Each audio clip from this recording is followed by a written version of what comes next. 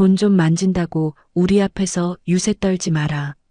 근본이 핏물 빼고 고기 써는 천박한 백정 집안 아니냐. 내 몸에서 나는 그 역겨운 고기 누린내 때문에 아주 구역질이 다 난다. 제 돈 2억 원을 날름받아 새 아파트에 입주하던 집들이 날 시어머니가 제게 뱉은 말입니다. 평생 불판 앞을 지키며 피땀 흘려 저를 키워주신 친정 부모님을 처참하게 짓밟은 거죠. 쥐뿔도 없으면서 알량한 양반 체면만 내세우며 저를 돈줄로 취급하던 오만한 사람들. 과연 그들의 그 꼿꼿한 콧대가 언제까지 갈 수 있었을까요? 지금부터 제가 그 잘난 시댁 식구들을 길바닥에 나앉게 만든 아주 통쾌하고 짜릿한 참교육 이야기를 시작합니다. 이야기 시작 전 좋아요 버튼을 꾹 눌러주세요. 오늘도 행복하시길 바랍니다. 아침 일찍부터 고기 냄새가 온몸에 배도록 정신없이 바빴습니다. 친정 부모님이 맨손으로 시작해 연 매출 수십억 원대까지 키워내신 초대형 고깃집입니다. 그 가업을 물려받기 위해 저는 하루 종일 불판 앞을 뛰어다니죠. 7살 난 아들 민준이를 친정엄마 손에 맡겨두고 일하는 워킹맘의 삶은 고단하기 짝이 없어요. 그래도 통장에 찍히는 매출액을 보면 피로가 싹 가시는 기분입니다. 문제는 저의 이 소중한 생업을 대놓고 무시하는 시댁 식구들이에요. 퇴근하고 집에 돌아와 지친 몸을 누려는데 남편이 슬그머니 다가왔습니다. 여보, 자, 아니, 이제 막 누웠어. 왜? 저기 다름이 아니라 이번 주말에 우리 본가 갈 때 말이야. 장모님한테 부탁해서 저번처럼 그 최고급 한우 세트 좀 챙겨가면 안 될까? 저는 어이가 없어서 벌떡 몸을 일으켰습니다. 당신은 염치도 없어? 지난주에도 아버님 기력 떨어지셨다고 살치살 덩어리째로 가져갔잖아. 그게 다 얼마치인 줄 알아? 아유, 장인어른 장모님은 돈도 많으시면서 뭘 그래. 우리 아버지가 당신네 고기 아니면 즐겨서 못 드시겠다고 하시잖아. 며느리가 그깟 고기 좀 가져오는 게 뭐 대수라고. 남편은 나쁜 사람은 아니지만 늘 이런 식입니다. 자기 부모 일이라면 껌뻑 죽는 전형적인 샌님의 줏대라고는 찾아볼 수가 없죠. 결국 저는 다음 날 아침 가게에서 가장 좋은 2플러스 한우를 곱게 포장해 시댁으로 향했습니다. 시아버지는 과거 교육청에서 말단 공무원으로 일하셨던 분입니다. 그게 뭐 대단한 벼슬이라고 시댁은 쥐뿔도 없으면서 늘 뼈대 있는 집안 행세를 하죠. 낡은 빌라 현관문을 열고 들어가자 시어머니가 버선발로 마중을 나오셨습니다. 아니, 정확히는 제 손에 들린 고기 세트를 마중 나오신 거였죠. 어머, 우리 며느리 왔니? 아이고, 고기가 아주 때깔이 곱구나. 네, 어머니. 아버님 좋아하시는 부위로 특별히 더 신경 써서 가져왔어요. 그래. 얼른 상 차려라. 네 아버님 시장하시다. 인사도 채 끝나기 전에 저는 앞치마를 두르고 불판에 고기를 굽기 시작했습니다. 최고급 한우가 불판 위에서 고소한 기름을 내며 익어갔죠. 시부모님은 젓가락을 바쁘게 움직이며 제가 가져온 고기를 개걸스럽게 드셨습니다. 역시 고기는 며느리네 고기가 최고야. 아주 입에서 살살 녹는다, 녹아. 시어머니가 고기를 우물거리며 말씀하시자 시아버지가 헛기침을 하셨습니다. 에헴, 맛은 있다만. 아무리 그래도 점잖은 체면에 자꾸 기름진 고기만 먹어서야 쓰나. 우리 집안이 어떤 집안인데. 저는 속으로 실소를 터뜨렸습니다. 입가에 기름을 잔뜩 묻힌 채로 체면을 따지시는 모습이 우스웠거든요. 하지만 꾹 참고 묵묵히 고기만 구웠습니다. 배가 어느 정도 차오르자 시어머니의 본격적인 막말이 시작되었습니다. 근데 민정이 너는 어째 올 때마다 몸에서 고기 누린내가 진동을 하니 향수라도 좀 뿌리고 오지. 어머니, 하루 종일 가게에서 일하다 와서 그래요. 샤워하고 온 건데도 냄새가 뱄나 보네요. 아유, 아무리 돈이 좋아도 그렇지. 매일 피비린내 맡아가며 고기 써는 게 뭐 자랑이라고. 근본이 장사꾼 집안이라 그런지 우리 집안이랑은 영 수준이 안 맞아. 불판을 뒤집던 제 손이 순간 멈칫했습니다. 어머니, 말씀이 너무 심하신 거 아니에요? 저희 부모님 그 고깃집 하셔서 저 대학까지 다 가르치셨고 지금도 남부럽지 않게 살고 계세요. 제 반박에 시아버지가 버럭 소리를 치셨습니다. 어허, 어디 시어미가 말씀하시는데 며느리가 토를 달아? 배운 집안 점자는 우리 아들 아니었으면 네가 어디 가서 이런 양반 대접받고 살겠니? 백정이나 다름없는 천한 장사꾼 집안에서 말이야. 가슴속에서 뜨거운 불길이 확 치솟아 올랐습니다. 눈앞에서 제가 가져온 고기를 씹어 삼키면서 친정을 모욕하는 꼴이라니요. 당장이라도 불판을 뒤엎고 싶었지만 거실에서 불록 놀이를 하는 7살 아들 민준이가 눈에 들어왔습니다. 그리고 제 옆에서 그저 헤헤거리며 상추쌈을 입에 밀어넣는 남편도 있었죠. 아유 엄마, 말 좀 조심해. 고기 맛있구만 왜 그래. 남편은 그저 제 눈치를 살짝 보며 영혼 없는 핀잔을 줄 뿐이었습니다. 분통이 터졌지만 저는 주먹을 꽉 쥐고 아랫입술을 깨물었습니다. 내 새끼 앞에서는 차마 큰 소리를 낼 수가 없었으니까요. 오늘도 저는 시댁의 이 역겨운 자격지심을 속으로 삼키며 말없이 고기만 뒤집었습니다. 속이 새카맣게 타들어가는 것도 모른 채 불판 위의 고기는 참 야속하게도 잘만 익어갔습니다. 그날 시댁에서 겪은 수모를 생각하면 아직도 자다가 이불을 걷어찰 지경입니다. 하지만 제 속을 아는지 모르는지 야속한 시간은 잘도 흘러갔죠. 그러던 어느 날 평온하던 일상에 큰 파장이 일었습니다. 시부모님이 살고 계시던 낡은 빌라 일대가 재개발 구역으로 묶이게 된 거예요. 처음엔 경사라며 시댁 식구들 모두가 환호성을 질렀습니다. 하지만 막상 감정평가액이 나오고 보상금이 책정되자 분위기는 싸늘하게 식어버렸죠. 보상금이라고 나온 돈이 고작 2억 원 남짓이었거든요. 요즘 물가에 그 돈으로는 서울은커녕 수도권 외곽에 허름한 전세 하나 구하기도 턱없이 부족했습니다. 그날부터 시부모님의 앓는 소리가 시작되었습니다. 매일같이 남편의 휴대폰에 불이 나도록 전화가 걸려왔죠. 아이고 성훈아, 우리는 이제 길거리에 나앉게 생겼다. 내 평생을 바친 집인데 이 돈 쥐고 대체 어딜 가란 말이냐. 수화기 너머로 들려오는 시어머니의 곡소리에 남편은 안절부절 못했습니다. 그리고 그 불똥은 당연하다는 듯이 저에게 튀었죠. 그날 밤이었습니다.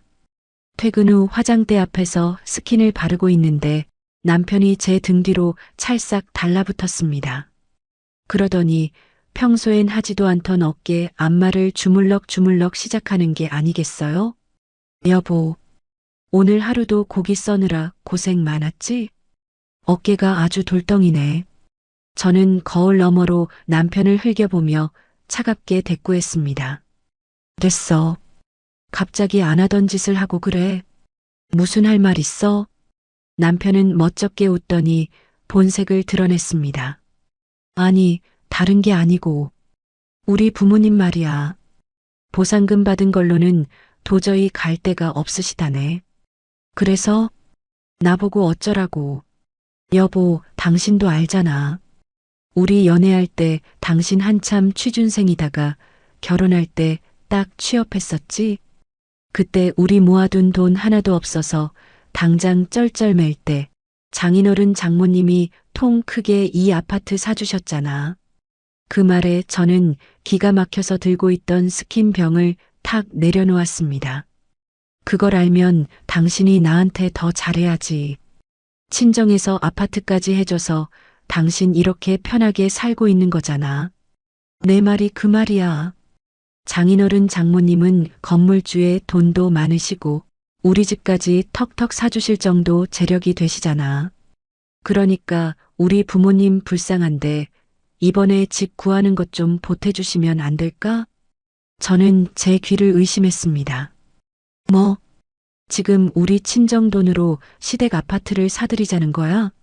아니, 우리 부모님 늙어서 고생하시는데 당신은 남편 체면 좀 세워주면 안 돼?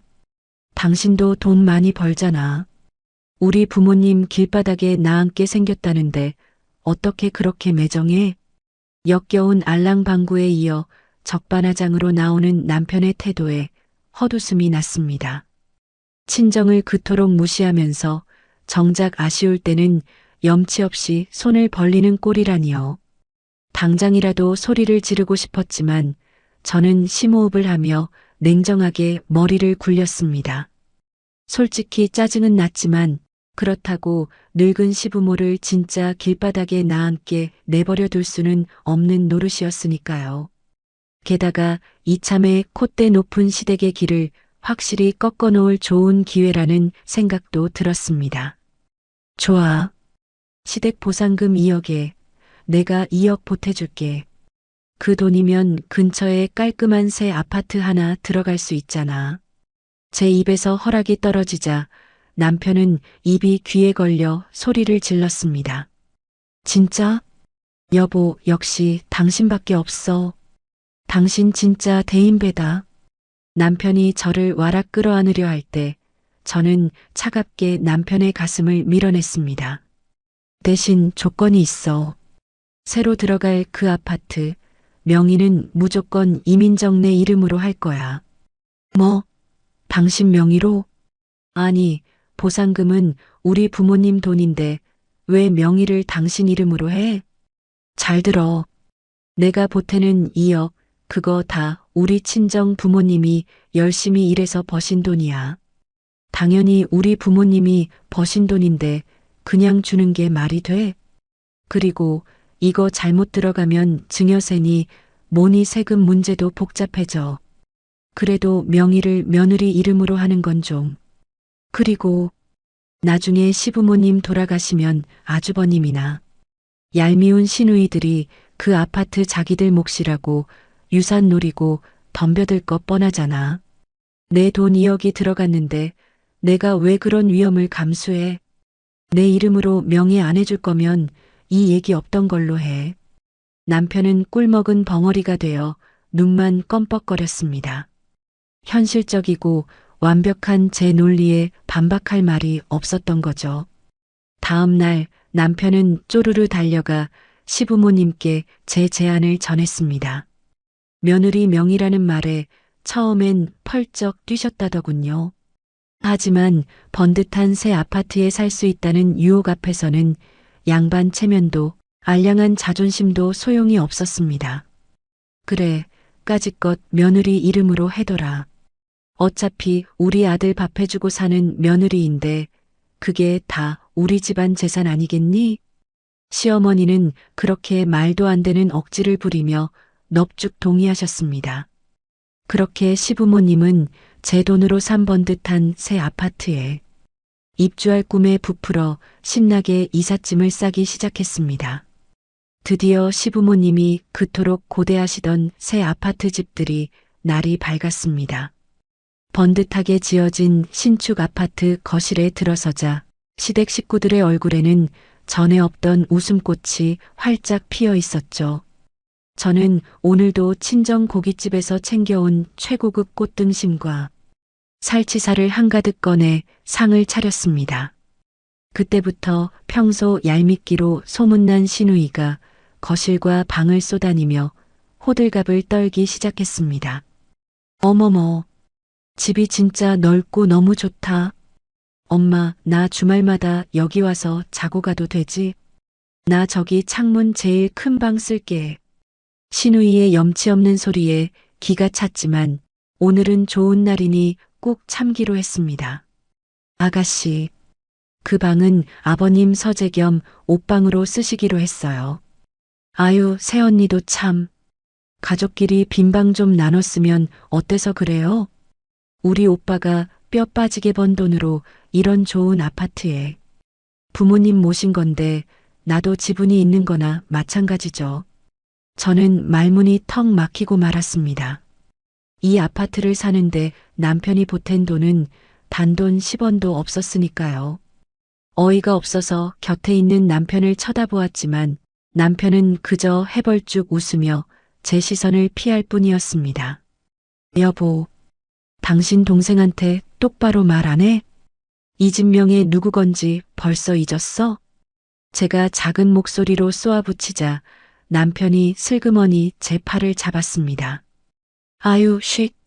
여보, 좋은 날인데 그냥 좀 넘어가자. 애가 집이 하도 좋아서 저러는 거잖아. 속이 부글부글 끓었지만 저는 애써 화를 누르고 불판에 고기를 올렸습니다. 지글지글 고기 익는 소리와 함께 남편이 사온 비싼 양주가 돌기 시작했죠. 술과 고기가 넉넉히 들어가고 배가 부르자 시부모님의 건방증이 서서히 도지기 시작했습니다. 얼굴이 벌겋게 달아오른 시어머니가 제 쪽을 흘기며 빈정대듯 입을 열었습니다. 집이 이렇게 번쩍번쩍 좋으면 뭐하냐? 우리 며느리 몸에서는 맨날 고기 누린내가 진동을 하는데 불판을 뒤집던 집게가 순간 허공에서 멈췄습니다. 어머니, 집들이 상 차린다고 불판 앞에서 땀 빼는 사람한테 그게 하실 말씀이세요? 제 굳은 표정에도 시어머니는 멈추지 않고 술 기운을 빌려 막말을 쏟아냈습니다. 아유, 내가 뭐 틀린 말했니? 돈 좀 만진다고 우리 앞에서 유세 떨 것 하나도 없다. 근본이 핏물 빼고 고기 써는 천박한 장사꾼 집안 아니냐. 어머니, 제가 참지 못하고 소리를 높였지만 옆에 있던 시아버지까지 혀를 차며 거들었습니다. 에잉, 쯧쯧. 어디 어른이 말씀하시는데 눈을 부라려. 우리 성훈이 같이 배운 집안 점잖은 아들 아니었으면 민정이 네가 어디 가서 이런 대접받고 살겠니? 시어머니는 한술 더 떠서 쐐기를 박았습니다. 내 말이 그 말이다. 내 부모는 돈만 알지 배운 게 없어서 아주 천박하다, 천박해. 솔직히 까놓고 말해서 이 아파트 보태준 것도 우리 아들 앞길 막지 말고 내조 잘하라고 바친 거나 다름없지 않니? 머릿속에서 무언가 뚝하고 끊어지는 소리가 났습니다. 친정 부모님의 피땀 어린 돈을 자기 아들 내조하려고 바친 조공 취급을 하다니요. 저는 부들부들 떨리는 손으로 남편을 바라보았습니다.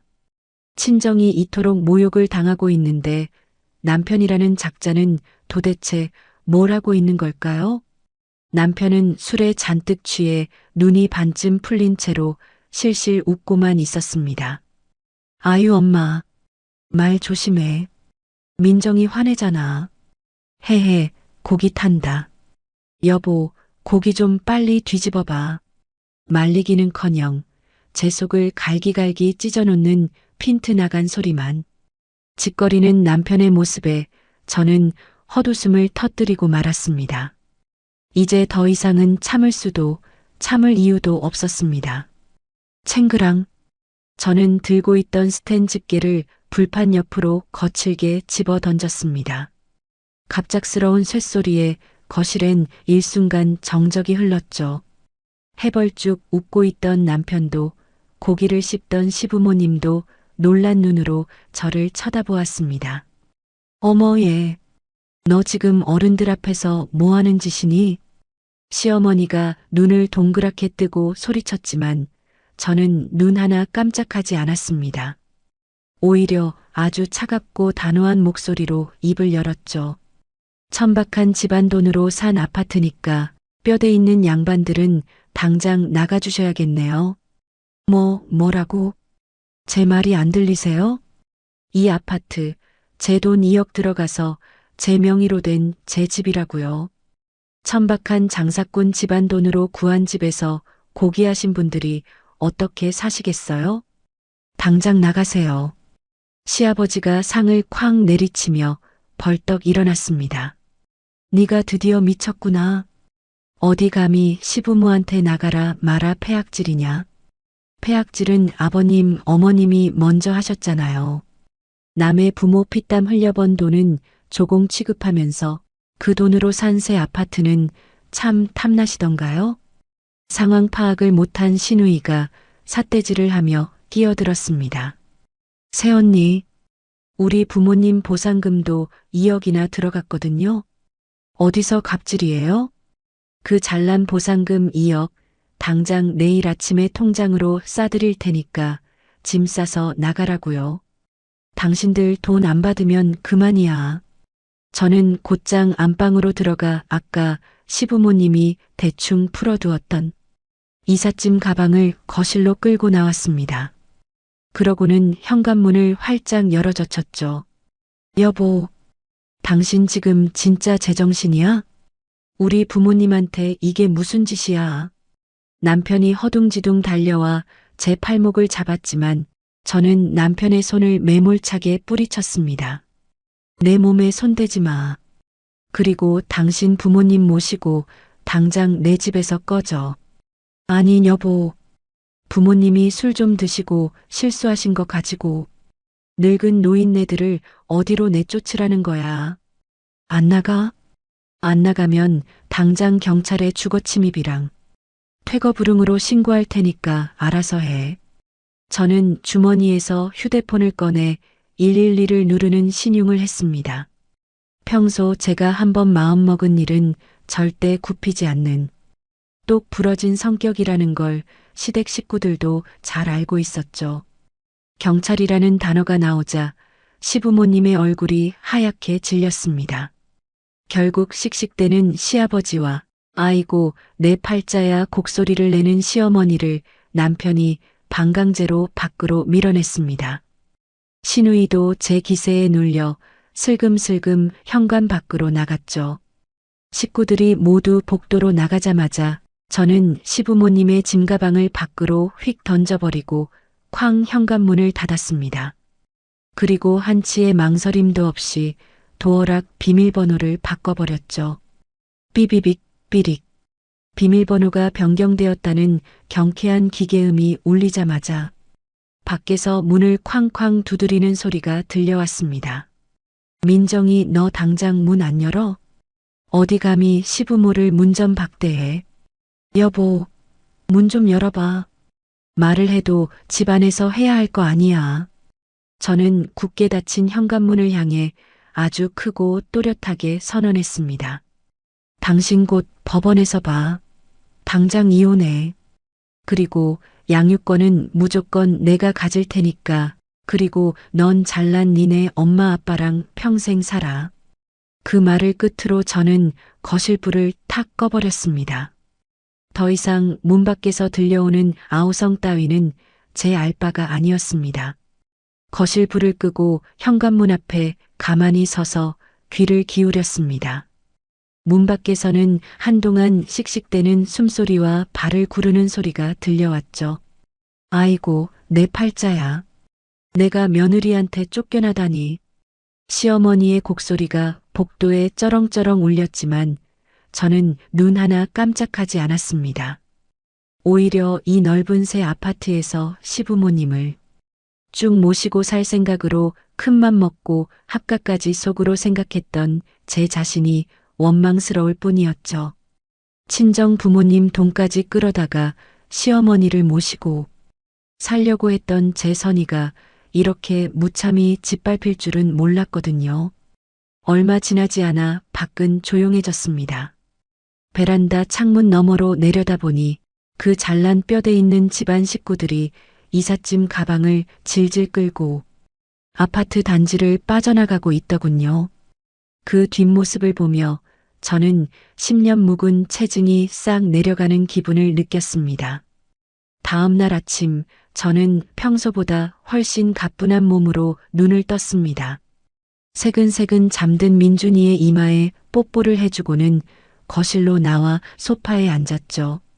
가장 먼저 한 일은 휴대폰 뱅킹 앱을 켜는 것이었습니다. 저는 어제 홧김에 내뱉었던 말을 그대로 실행에 옮기기 위해 시아버지 계좌번호를 입력했습니다. 시부모님의 재개발 보상금 2억 원을 정확히 1원 단위까지 맞춰서 이체했죠. 송금 메모란에는 새 아파트 퇴거금이라고 아주 또박또박 적어 넣었습니다. 이체 완료 버튼을 누르고 나니 밤새 꺼두었던 남편의 메시지가 폭포수처럼 쏟아지기 시작했습니다. 여보, 나야. 제발 전화 좀 받아봐. 우리 어젯밤에 근처 찜질방에서 잤어. 엄마 아빠 두 분 다 한숨도 못 주무시고 알아누우셨어. 내가 다 잘못했어. 내가 중간에서 역할을 못해서 그래.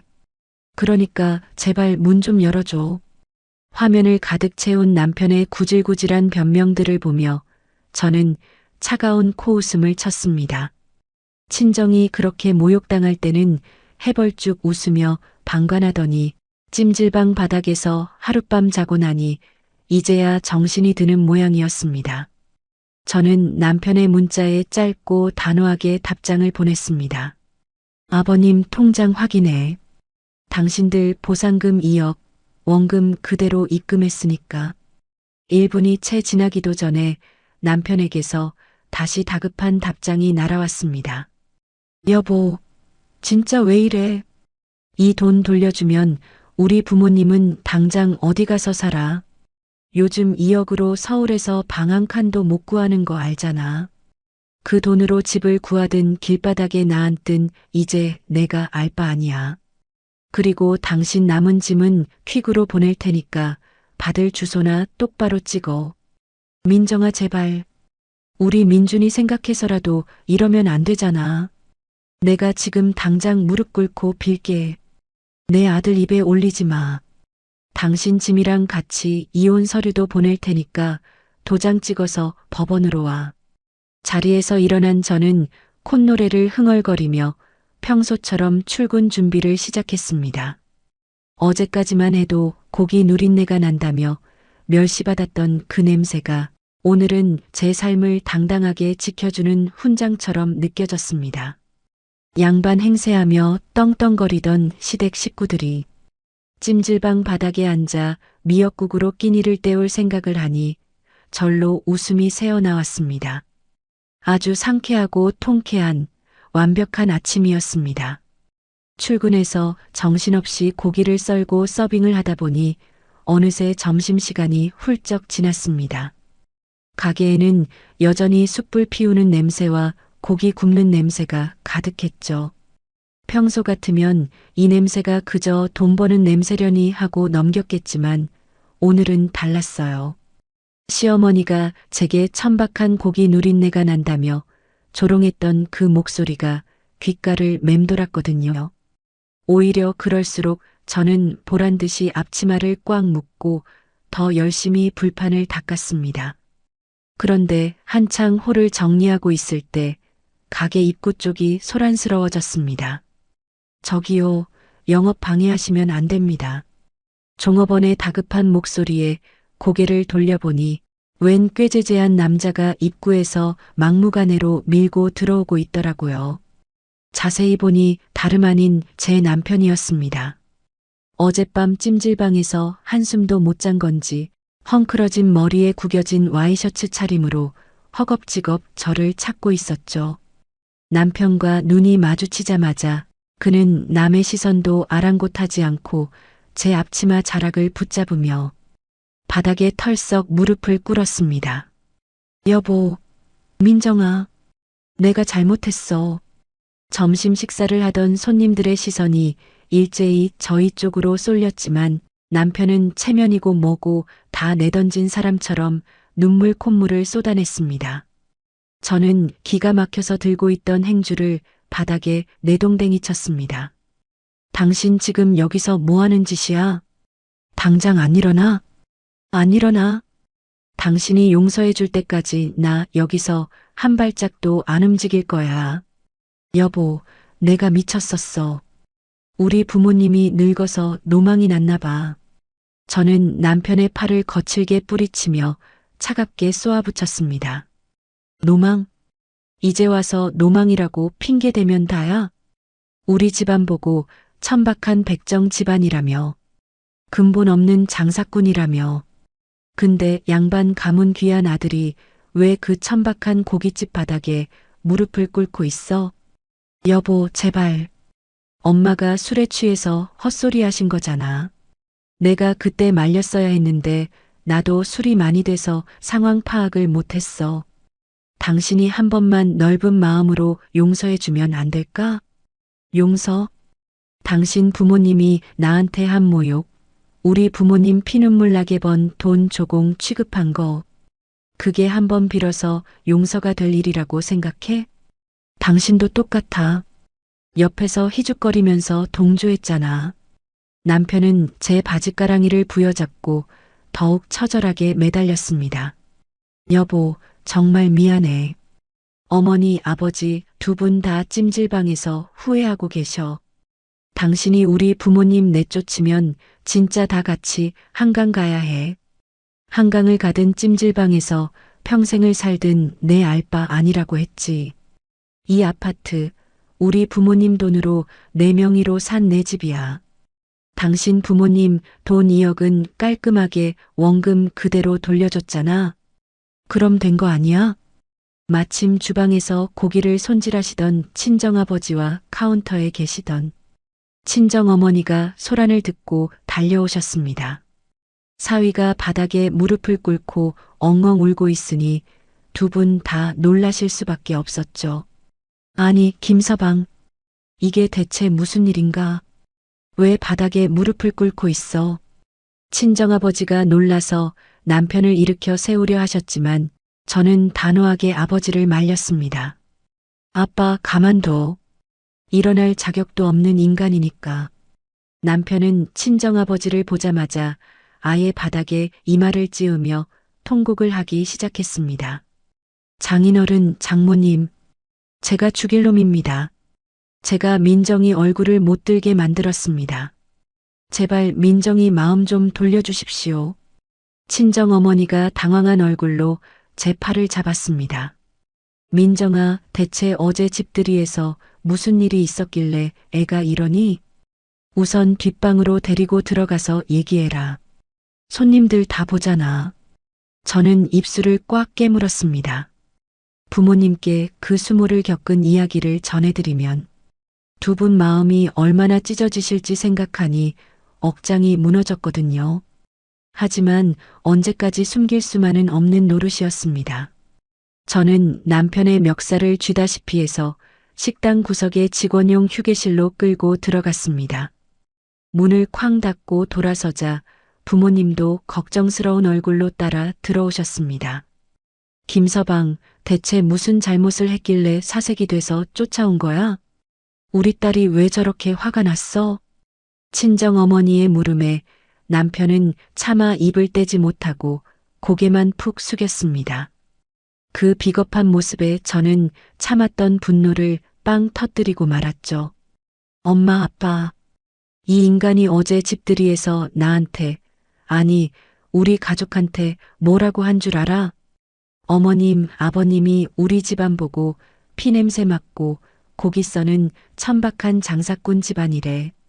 그 순간 좁은 휴게실 안에는 찬물이 끼얹어진 듯한 정적이 흘렀습니다. 친정아버지의 얼굴이 불그락 푸르락 달아올랐고 어머니는 충격을 받아 비틀거리셨죠. 멋이 어째? 천박해? 저는 도끼를 품고 남편을 노려보며 말을 이어갔습니다. 그것뿐인 줄 알아? 아빠가 보태준 이어. 그거 자기 아들 앞길 막지 말고 내조 잘하라고 바친 조공 취급을 했어. 우리 아빠 평생 불판 닦고 숯불 피워서 번 돈을 자기들 양반 체면 세워주는 눈먼 돈 취급을 했다고. 아이고 세상에. 우리가 김서방네한테 얼마나 지극정성으로 했는데. 고기 한 근이라도 더 좋은 거 먹이려고 명절마다 2+, 한우만 챙겨서 보냈더니 돌아오는 소리가 천박한 장사꾼이라니. 어머니는 가슴을 치며 오열하셨고 아버지는 부들부들 떨리는 손으로 남편의 멱살을 틀어쥐었습니다. 김서방, 이게 사실인가? 자네 부모가 내 귀한 딸 자식한테 그딴 막말을 짓거렸어? 장인어른 그게 아니라 당장 내 가게에서 나가. 어디 고기 누린내 나는 천박한 고깃집에 발을 들여. 당장 이혼해. 내 딸 당장 데려올 테니까 꼴도 보기 싫어. 평소 온화하시던 친정아버지의 불호령에 남편은 얼굴이 하얗게 질려 바닥에 얼굴을 쳐박았습니다. 잘못했습니다. 제가 입이 10개라도 할 말이 없습니다. 장인어른, 장모님, 제발 한 번만 살려주십시오.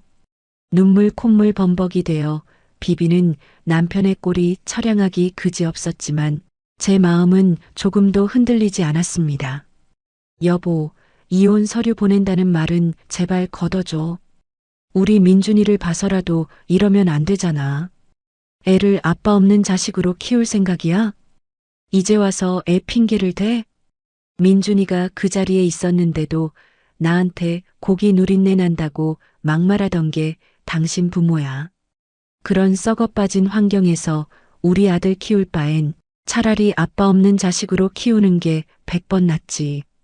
제 입에서 나온 단호한 말에 남편은 더 이상 변명조차 하지 못하고 꺽꺽대며 울기만 했습니다. 어제 찜질방 바닥에서 새우잠을 잤을 시부모님과 지금 천박하다던 고깃집 바닥에 엎드려 통곡하는 남편. 자업자득이라는 말은 바로 이럴 때 쓰라고 있는 게 분명했습니다. 휴게실 바닥에 엎드려 오열하는 남편을 내려다보며 저는 깊은 한숨을 내쉬었습니다. 친정아버지는 당장이라도 변호사를 부를 기세로 씩씩대고 계셨죠. 친정어머니 역시 배신감에 눈물만 뚝뚝 흘리고 계셨습니다. 당장이라도 이혼 서류에 도장을 찍어버리고 싶은 마음이 굴뚝 같았어요. 하지만 제 머릿속 한구석에는 여전히 7살 난 아들 민준이의 얼굴이 아른거렸습니다. 아무리 못난 남편이라도 민준이에게는 세상에 하나뿐인 아빠니까요. 게다가 아빠 없이 아이를 키운다는 건 현실적으로 보통 일이 아니라는 것도 잘 알고 있었습니다. 저는 차갑게 식은 눈으로 남편을 쏘아보며 입을 열었습니다. 아빠, 엄마, 일단 나한테 맡겨줘요. 내가 알아서 정리할게. 민정아, 너 설마 저 꼬라지를 보고도 용서해주겠다는 소리는 아니겠지? 아비는 절대 허락 못한다. 용서가 아니라 협상을 하려는 거야. 민준이 아빠로서 마지막 기회를 줄지 말지. 제 말에 남편이 번쩍 고개를 쳐들었습니다. 희망을 본 사람처럼 눈을 반짝이며 제 바짓가랑이를 다시 부여잡았죠. 여보, 진짜지? 나 진짜 당신이 시키는 대로 다 할게. 죽는 신용이라도 하라면 할게. 그 입 다물고 내 말 똑바로 들어. 당신을 남편으로서 사랑해서 봐주는 거 아니야. 오로지 우리 민준이 아빠라서 딱 한 번만 기회를 주는 거야. 남편은 미친 듯이 고개를 끄덕였습니다. 알아. 당연하지. 여보 원하는 거 다 말해. 내가 다 할게. 저는 휴게실 탁자 위에 있던 이면지와 볼펜을 남편 앞에 툭 던졌습니다. 받아 적어. 첫 번째 조건. 아버님 통장으로 보낸 보상금 2억. 그거 쥐고 당신 부모님 알아서 살라고 해. 남편의 손이 흠칫 떨렸습니다. 그럼 우리 부모님은 그 돈으로 어디 가서 살아?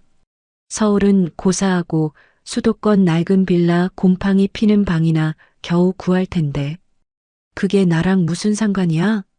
천박한 며느리 돈으로 산 번듯한 아파트에는 못 사시겠다면서. 양반 가문 체면에 맞게 그 돈으로 알아서 방 구하시라고 해. 내 아파트에는 이제 평생 발끝 하나 못 들이실 줄 알아. 남편은 꿀먹은 벙어리가 되어 덜덜 떨리는 손으로 종이에 글씨를 써내려갔습니다. 두 번째 조건. 오늘부로 시댁이랑은 완전 절연이야. 명절, 생신, 경조사, 나랑 민준이는 일절 참석 안 해. 물론 생활비 지원도 오늘부로 10원 한 장 없어. 남편이 경악하며 저를 쳐다보았습니다. 여보, 아예 인연을 끊으라고? 그래도 부모님인데 생활비까지 다 끊어버리면 노인네들 굶어 죽어. 왜 굶어 죽어? 양반 집안 자존심이 있지. 며느리 고기 누린내 나는 돈은 안 받으시겠지. 당신 용돈에서 몰래 빼돌릴 생각은 꿈도 꾸지 마. 내 허락 없이 단돈 10,000원이라도 당신 부모님한테 흘러간 거 걸리면 그날로 아웃이야. 남편은 침을 꿀꺽 삼키며 제 눈치를 살폈습니다. 아웃이라니. 그게 무슨 소리야? 저는 남편의 눈을 똑바로 쳐다보며 또박또박 쐐기를 박았습니다. 그 즉시 합의 이혼.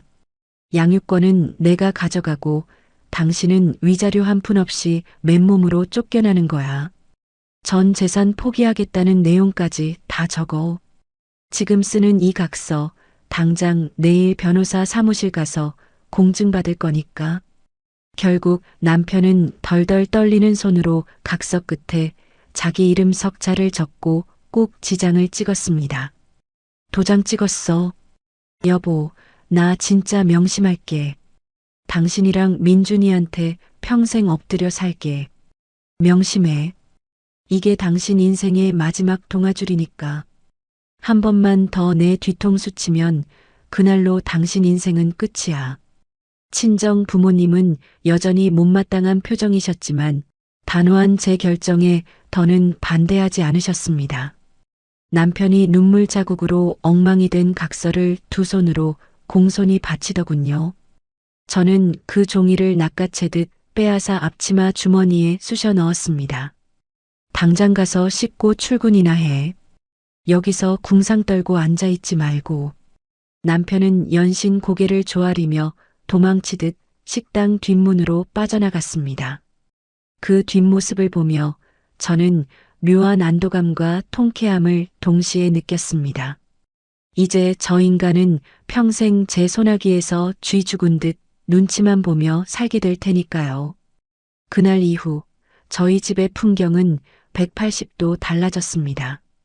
남편은 퇴근하자마자 곧장 집으로 달려와 앞치마부터 챙겨 입었죠. 여보, 나왔어.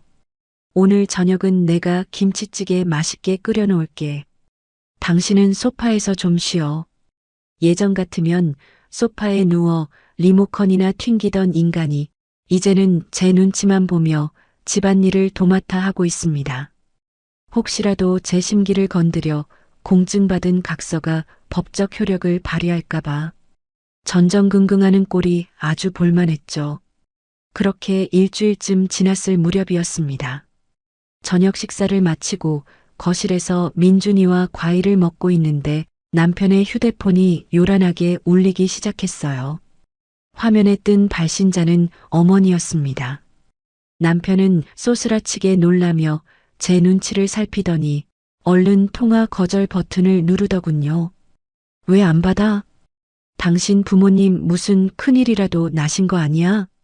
제가 짐짓 모른 척하며 묻자 남편은 허둥지둥 손사래를 쳤습니다. 아니야. 안 받을게. 받아. 그리고 스피커폰으로 켜. 무슨 할 말이 있으신지 드러나 보게. 제 차가운 명령에 남편은 덜덜 떨리는 손으로 다시 걸려온 전화를 스피커폰으로 연결했습니다. 연결음이 끊어지자마자 수화기 너머로 시어머니의 앓는 소리가 처량하게 울려 퍼졌습니다. 아이고 성훈아, 너 진짜 이 애미 전화도 안 받고 연을 끊을 작정이냐? 엄마 왜 자꾸 전화하고 그래? 남편의 기어들어가는 목소리에 시어머니는 곧장 오열하기 시작했습니다. 네가 어찌 그리 매정하냐? 우리가 지금 어디 와 있는 줄 알아? 그깟 2억 가지고 서울에서 집을 구하려니 산동네 꼭대기에 있는 다 쓰러져가는 빌라 월세방밖에 없더라. 저는 과일 포크를 내려놓고 흥미롭게 귀를 기울였습니다. 방에 곰팡이가 슬어서 숨도 제대로 못 쉬겠어. 내 아버지는 화병이 나서 어제부터 물 한 모금도 못 넘기시고 누워만 계신다. 성훈아, 우리가 잘못했다. 민정이한테 제발 한 번만 용서해달라고 네가 싹싹 빌어주면 안 되겠니? 시어머니의 곡소리에 옆에 있던 얄미운 시누이까지 끼어들었습니다. 오빠가 몰래 대출이라도 좀 받아봐. 새언니한테 비밀로 하고 돈 좀 붙여달라고. 그 순간 남편이 제 표정을 슬쩍 보더니 펄쩍 뛰며 소리를 질렀습니다. 너 미쳤어? 누구 인생 망치는 꼴 보고 싶어 환장했니? 나 이혼당해서 맨몸으로 쫓겨나는 꼴 보고 싶어? 오빠 그래도 명색이 양반 집안 장남인데 부모를 이렇게 길바닥에 버려? 양반은 얼어 죽을. 돈 없으면 다 끝이야. 엄마 아버지 탓이잖아. 가만히 계셨으면 그 으리으리한 새 아파트에서 평생 호강하며 사셨을 텐데 왜 쓸데없이 고기 냄새가 어쩌고 천박하다느니 막말을 하셔가지고 이 사단을 만들어. 남편은 완전히 이성을 잃고 자기 부모와 동생에게 악을 쓰고 있었습니다. 제발 다시는 전화하지 마. 나한테 부모는 이제 없어. 남편은 그 말을 끝으로 잔뜩 독이 오른 얼굴로 전화를 뚝 끊어버렸습니다. 그러고는 재빨리 발신 번호 차단까지 꾹꾹 누르더군요. 수화기 너머로 절망하던 시댁 식구들의 모습을 상상하니 속이 다 시원했습니다. 양반 체면 운운하며 며느리 앞길을 가로막던 분들이 이제는 곰팡이 피는 방에서 꼽등이와 동거하게 생겼으니 말이죠. 여보, 봤지? 나 진짜 매정하게 끊어버렸어. 제 눈치를 보며 우쭐대는 표정으로 말하는 그 모습에 헛웃음이 났지만 저는 아주 만족스러운 미소를 지어주었습니다. 그래, 아주 잘했어. 앞으로도 그렇게만 해. 제 칭찬 한마디에 남편은 세상을 다 가진 것처럼 안도하며 서둘러 설거지를 하러 주방으로 뛰어갔습니다. 그 뒷모습을 보며 저는 푹신한 소파에 깊숙이 등을 기댔습니다. 천박한 돈으로 산 이 널찍하고 쾌적한 새 아파트 거실에는 이제 평화만이 가득했습니다. 시어머니가 피눈물을 흘리며 곰팡이를 닦아내고 있을 시간 저는 우아하게 포크를 들어 달콤한 과일을 한 입 베어 물었죠. 입안 가득 퍼지는 과즙의 단맛만큼이나 제 인생의 사이다도 아주 달콤하고 짜릿했습니다. 남편이 자기 부모와 연을 끊겠다고 선언한 지 한 달쯤 지났을 무렵입니다. 거실에서 평화롭게 커피를 마시던 제 일상에 소소한 이벤트가 하나 더 생겼죠. 주말 점심 장사로 눈코 뜰 새 없이 바쁘던 고깃집 홀에 뜻밖의 불청객이 찾아온 겁니다. 카운터에서 계산을 돕고 있는데 자동문이 열리며 웬 남루한 행색의 두 여자가 들어왔습니다. 처음엔 누군지 몰라볼 뻔했어요. 머리는 엉망으로 산발을 하고 헐렁한 몸빼 바지를 입고 있는 사람들은 다름 아닌 시어머니와 얄미운 시누이였습니다. 그 꼿꼿하던 양반집 마님은 온데간데 없고 며칠은 씻지 못한 듯한 퀴퀴한 곰팡이 냄새가 진동을 했죠. 시어머니는 저를 발견하자마자 체면도 내팽개치고 바닥에 털썩 주저앉았습니다. 아이고 민정아, 내가 잘못했다. 내가 늙어서 주책을 떨었어. 갑작스러운 곡소리에 식사를 하던 손님들의 시선이 일제히 카운터 쪽으로 쏠렸습니다. 저는 조금도 당황하지 않고 아주 싸늘한 표정으로 두 사람을 내려다보았죠. 어머니, 여기가 어디라고 찾아오셨어요? 고기 누린내 진동하는 천박한 장사꾼 집안에는 발도 들이기 싫으시다면서요. 제 뼈 있는 비아냥의 시어머니는 가슴을 치며 눈물을 쏟아냈습니다. 내가 입이 뚫렸다고 함부로 짓거렸다. 그 잘난 양반 체면 따지다가 지금 바퀴벌레가 득실거리는 반지하 방에서 얼어 죽게 생겼어. 며느리 고기 냄새가 구린내가 아니라 돈 냄새고 귀한 냄새인 줄 이제야 뼛속 깊이 깨달았단다. 옆에 서 있던 시누이도 울상이 되어 제 팔을 붙잡고 매달렸습니다. 새언니, 아니, 언니 나도 그동안 정말 미안해. 나도 너무 철이 없었어. 저는 시누이의 손을 아주 매몰차게 뿌리쳤습니다. 아가씨, 아가씨네 오빠는 이제 아가씨 가족 아니에요. 저랑 민준이 그리고 우리 친정 식구들한테만 평생 엎드려 살기로 각서 쓰고 공증까지 다 받았거든요. 그러니까 엉뚱한 데 와서 구걸하지 마시고 아가씨가 당장 나가서 식당 아르바이트라도 하세요. 멀쩡한 사지가 있는데 왜 피 한 방울 안 섞인 남한테 구걸을 하세요? 제 단호한 말에 시어머니가 바닥에 이마를 조아리며 더욱 처절하게 빌기 시작했습니다.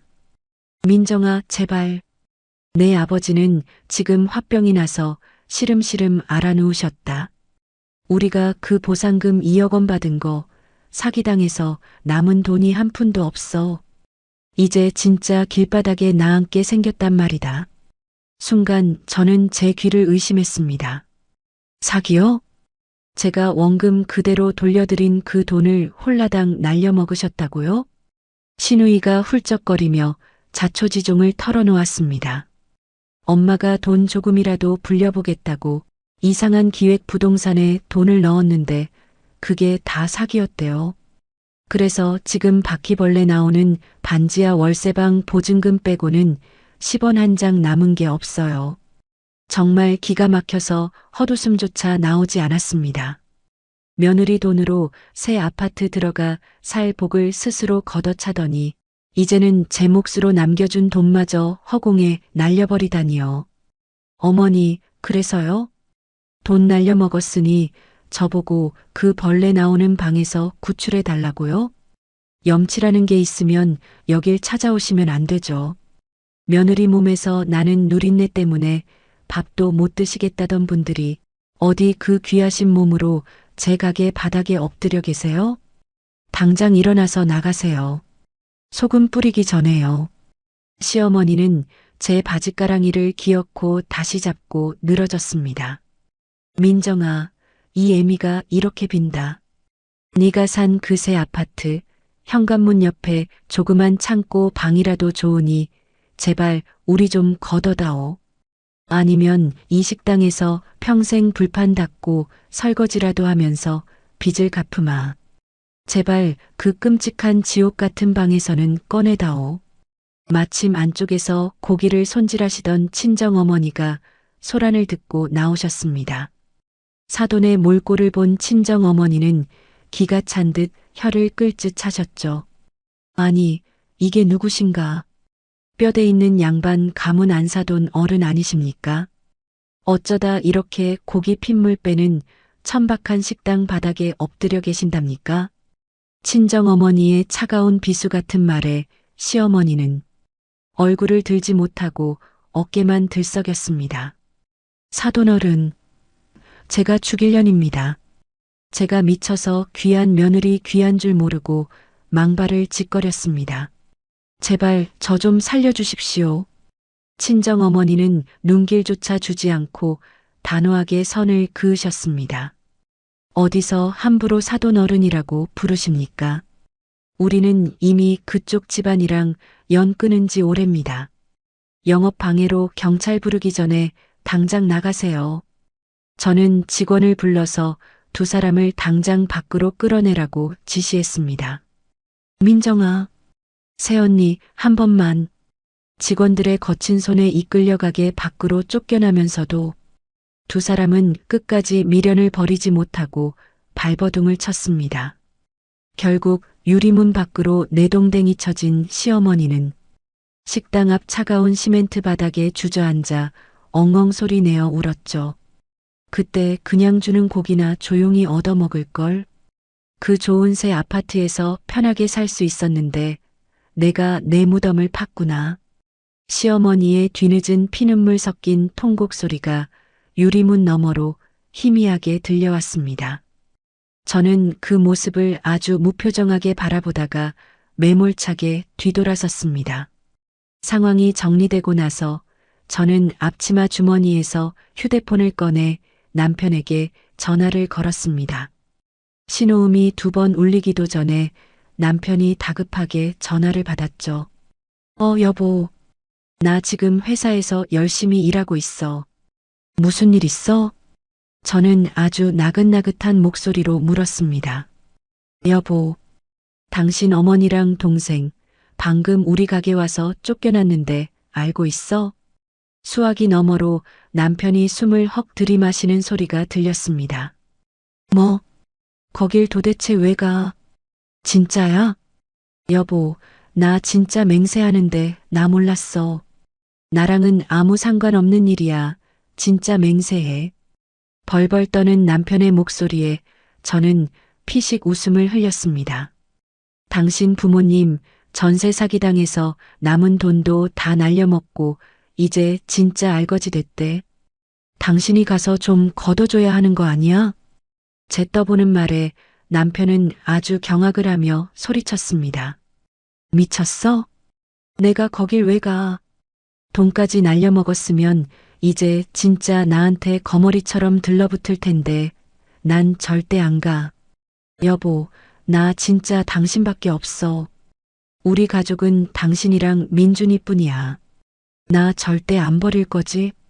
남편의 비굴하고 처절한 대답을 들으며 저는 만족스럽게 고개를 끄덕였습니다. 그래. 앞으로도 평생 그렇게 쥐 죽은 듯이 처가에 엎드려서 살아. 전화를 끊고 나니 마음이 한결 가벼워졌습니다. 스스로 복을 걷어찬 시댁 식구들의 비참한 말로와 제 치맛자락만 붙잡고 벌벌 떠는 셋님 남편. 이것이 바로 저를 무시하고 핍박했던 사람들에게 내리는 저만의 가장 완벽하고 차가운 잡이었습니다. 가게 마무리를 짓고 퇴근하는 길, 유난히 밤 공기가 상쾌했습니다. 친정 부모님은 제게 수고했다며 두툼한 한우 한 팩을 쥐어주셨죠. 우리 딸, 오늘 고생 많았어. 이거 가져가서 김서방이랑 민준이랑 구워 먹어. 부모님의 거친 손을 맞잡으며 저는 코끝이 찡해졌습니다. 이 투박하고 주름진 손이 오늘날의 저를 만들어준 세상에서 가장 고귀한 손이니까요. 현관문 열고 집에 들어가니 달그락거리는 소리와 함께 구수한 된장찌개 냄새가 풍겼습니다. 앞치마를 두른 남편이 주방에서 종종 걸음으로 뛰어나와 제 가방을 받아들더군요. 여보, 왔어? 오늘 식당에 엄마 찾아와서 많이 놀랐지? 내가 진짜 다시는 당신 근처에 얼씬도 못하게 확실히 못 박을게. 저는 무표정하게 신발을 벗으며 차갑게 대꾸했습니다. 됐어. 이미 소금 뿌려서 쫓아냈으니까 다시는 안 오실 거야. 남편은 연신 고개를 끄덕이며 굽신거렸습니다. 알겠어. 여보, 얼른 손 씻고 와. 밥 먹자. 식탁 위에는 남편이 정성껏 끓인 찌개와 반찬들이 차려져 있었습니다. 저는 부모님이 주신 한우를 불판에 올렸죠. 지글지글 고기 익는 소리가 거실에 울려 퍼지자 방에 있던 민준이가 신이 나서 뛰어나왔습니다. 와, 고기다. 엄마, 이거 할아버지 가게에서 가져온 거야? 응, 민준아. 할아버지 할머니가 우리 민준이 먹이라고 주신 최고로 좋은 고기야. 고기가 핏기를 잃고 부드럽게 익자. 남편은 가장 먼저 고기 한 점을 제 밥그릇에 올려주었습니다. 여보, 당신부터 먹어. 오늘 하루 종일 일하느라 고생했잖아. 장인어른, 장모님 고기는 언제 먹어도 세상에서 제일 맛있다니까. 예전 같았으면 시부모님 갖다 드려야 한다느니 자기가 먼저 집어먹기 바빴을 텐데 참 많이도 변했죠. 저는 가만히 남편을 쳐다보다가 천천히 고기를 입에 넣었습니다. 입안 가득 퍼지는 고소한 육즙을 느끼며 저는 깊은 생각에 잠겼어요. 가족이란 과연 무엇일까요? 핏줄이라는 이유만으로 며느리의 희생을 당연시하고 모욕을 일삼는 사람들이 진짜 가족일까요? 아닙니다. 서로의 땀방울을 존중하고 작은 것에도 감사할 줄 아는 마음이 있어야 합니다. 그것이 진짜 가족을 지탱하는 힘이겠죠. 시댁 식구들은 지금쯤 그 습하고 어두운 반지하 방에서 서로를 원망하며 피눈물을 흘리고 있을 겁니다. 하지만 저는 더 이상 그들에게 일말의 동정심도 느끼지 않아요. 그들은 스스로의 얄팍한 교만과 욕심 때문에 굴러들어온 복을 제 발로 걷어찬 것 뿐이니까요. 엄마, 고기 냄새 너무 좋아. 나도 나중에 커서 할아버지처럼 맛있는 고기 파는 멋진 사장님 될 거야. 민준이의 천진난만한 말에 저는 환하게 웃으며 아이의 머리를 쓰다듬었습니다.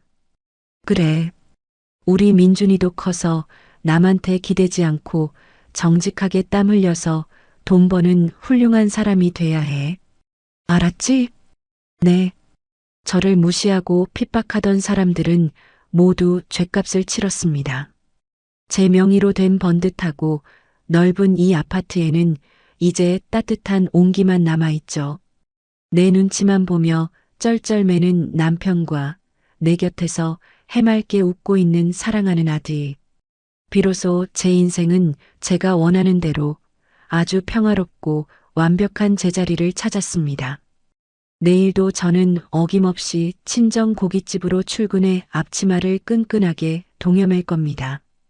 시어머니가 그토록 천박하다고 삿대질했던 그 고기 누린내는 이제 제 삶을 당당하게 지켜주는 가장 자랑스러운 훈장이 되었으니까요.